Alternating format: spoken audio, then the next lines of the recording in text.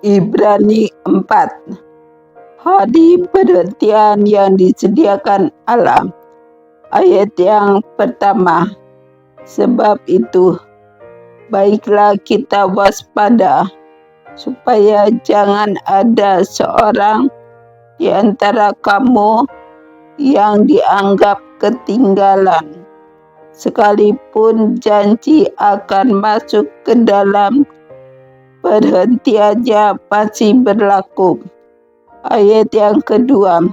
Karena kepada kita diberitakan juru kabar kesukaan sama seperti kepada mereka, tetapi firman pemberitaan itu tidak berguna bagi mereka, karena tidak bertumbuh bersama-sama oleh iman dengan mereka yang mendengarnya.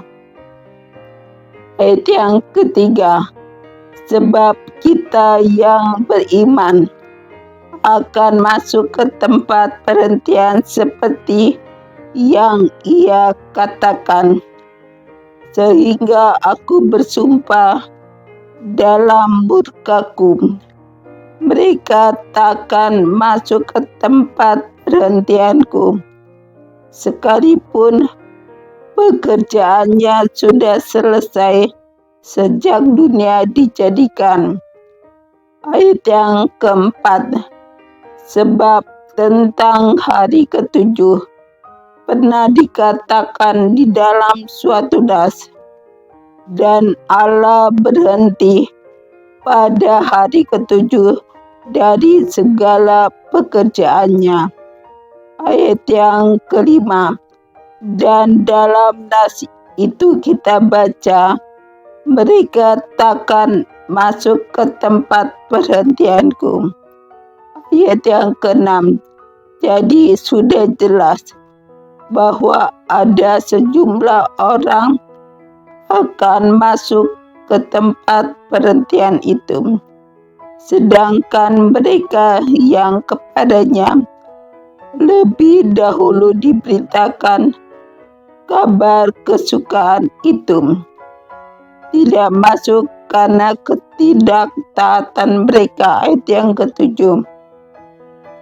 Sebab itu, ia menetapkan pula suatu hari, yaitu hari ini, ketika ia setelah sekian lama berfirman dengan perantaraan Daud, seperti dikatakan di atas, pada hari ini, jika kamu mendengar suaranya, janganlah keraskan hatimu. Ayat yang ke-8. Sebab andai kata Yosua telah membawa mereka masuk ke tempat perhentian, pasti Allah tidak akan berkata-kata kemudian tentang suatu hari lain. Ayat yang ke-9. Jadi masih tersedia suatu hari perhentian, hari ketujuh bagi umat Allah. Ayat yang ke-10.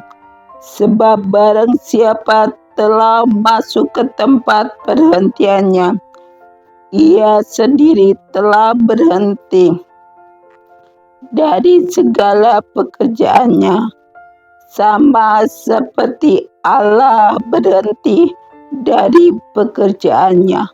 Ayat yang ke-11. Karena itu baiklah kita berusaha untuk masuk ke dalam perhentian itu, supaya jangan seorang pun jatuh karena mengikuti contoh ketidaktaatan itu juga. Ayat yang ke-12. Sebab firman Allah hidup dan kuat dan lebih tajam daripada pedang bermata dua manapun. Ia menusuk amat dalam sampai memisahkan jiwa dan roh, sendi-sendi dan sumsum, Ia sanggup membedakan pertimbangan dan pikiran hati kita.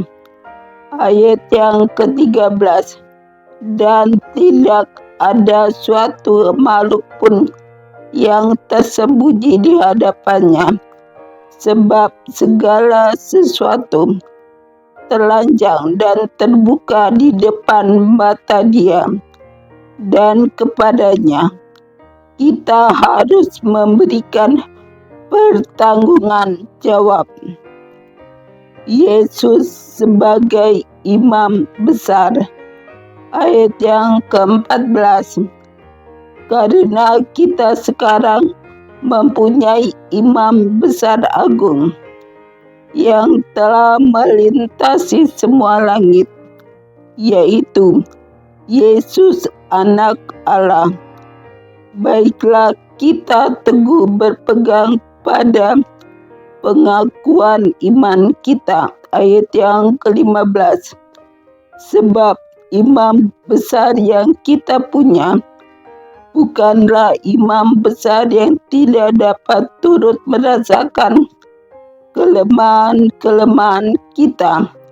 Sebaliknya, sama dengan kita, Ia telah dicobai, hanya tidak berbuat dosa. Ayat yang ke-16, sebab itu marilah kita dengan penuh keberanian menghampiri tahta kasih karunia, supaya kita menerima rahmat dan menemukan kasih karunia untuk mendapat pertolongan kita pada waktunya.